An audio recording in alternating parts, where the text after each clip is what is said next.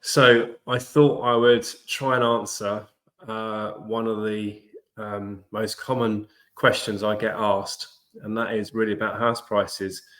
Are they going to rise in 2024 or are they going to fall? The honest answer to that question is no one knows. I've been in this business 27, 28 years now. The number of times I've heard a top economist, a large firm of estate agents, whoever it is, a lender, making big predictions on the market, just like they did last year with predicting 20% falls, very often, or more often than not, they're actually wrong. And the reason they're wrong, in my opinion, is they don't take into account market sentiment or buyer confidence, seller confidence. Now, we have been super busy. Sales are up 50%.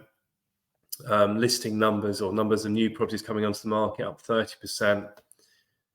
But behind all of that, your buyers are still, they are out offering and they're viewing and there's activity, but it's not a free-for-all out there. There's no massive determination to buy a home. A lot of people are very, they're really considering what they're doing. They're thinking carefully. They're not making any rash decisions. They're going back for that second viewing. So it's a nice kind of what I would call a settled market.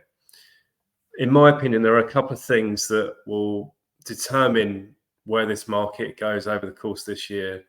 Probably three things. Number one, there's a huge number of homeowners who are sitting with a 5 or a 2 year fixed rate that is due to be renewed in the next 12 months.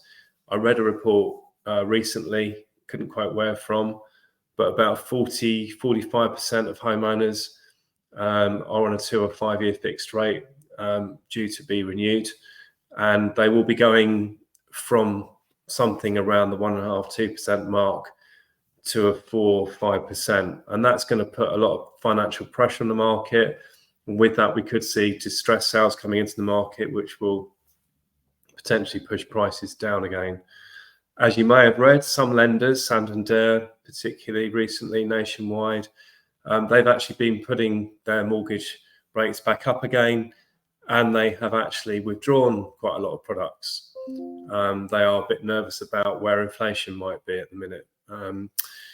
Other thing that will affect the market and push prices down, obviously, if mortgage rates increase, the Bank of England rate, if they have to increase that due to inflation not being where they want it to be, that could put more pressure on prices in a downward sense. And if the Bank of England cuts rates, then that will potentially create more demand in the market as more people can afford to buy a home, and that could obviously push prices back up again.